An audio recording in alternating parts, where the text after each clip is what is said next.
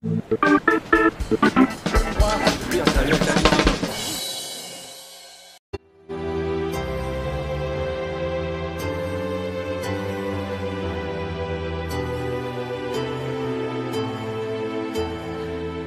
dans la nature profonde de Marie que de venir vers nous, que d'aller en particulier vers les personnes qui ont besoin d'aide, qui ont besoin de soutien.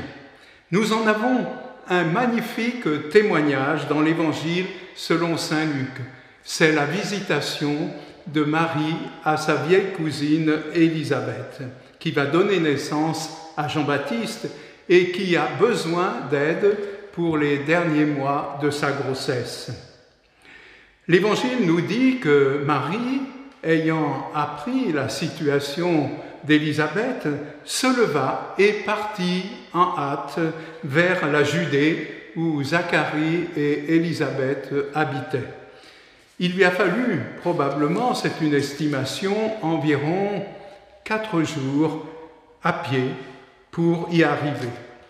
J'ai toujours été particulièrement sensible à cette petite note de l'Évangile selon saint Luc qui nous dit que Marie partit en hâte, partit rapidement auprès d'Élisabeth.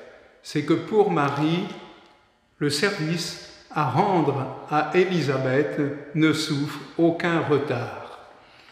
Cette hâte de Marie à se rendre auprès d'Élisabeth montre à quel point elle est pleinement accordée à Dieu, à la sollicitude de Dieu pour nous tous.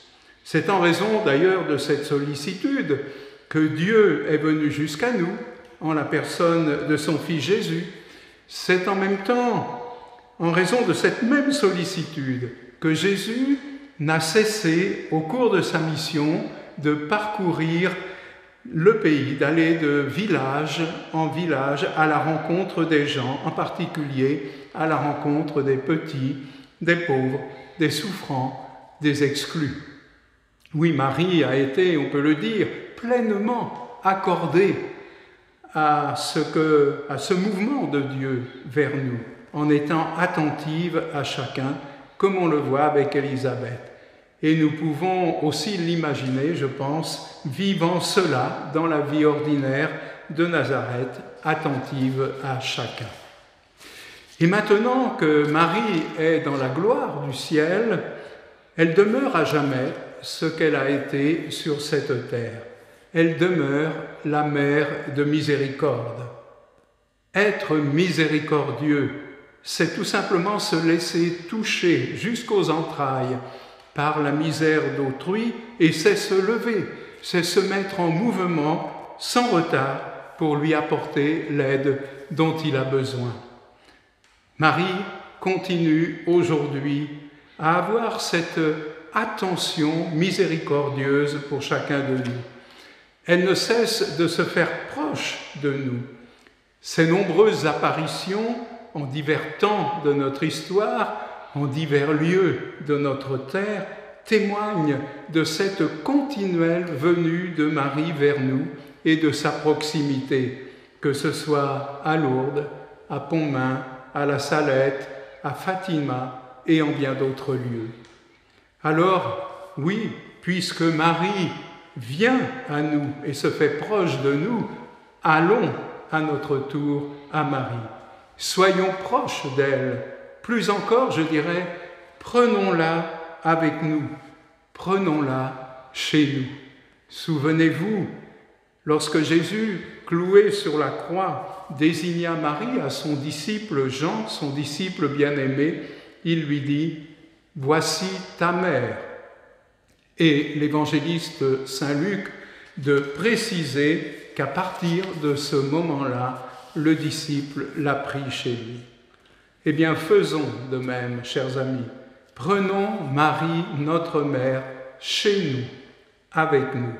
Les nombreuses églises et chapelles, les nombreux sanctuaires de chez nous qui lui sont dédiés, mais aussi les petites statuettes de nos maisons, disent bien notre volonté de prendre Marie chez nous, avec nous. Nous disons à juste titre que Marie est le modèle du disciple. Prenons donc modèle sur elle pour être véritablement disciples du Christ. Je conclurai ces quelques mots avec cet extrait d'un poème de Sainte Thérèse de l'Enfant Jésus intitulé « Pourquoi je t'aime, ô Marie ?» Tu nous aimes, Marie, comme Jésus nous aime, et tu consens à t'éloigner de lui. Aimer, c'est tout donner, c'est se donner soi-même. Tu voulus le prouver en restant notre appui. Le Sauveur connaissait ton immense tendresse, il savait les secrets de ton cœur maternel. Refuge des pécheurs, c'est à toi qu'il nous laisse quand il quitte la croix pour nous attendre au ciel.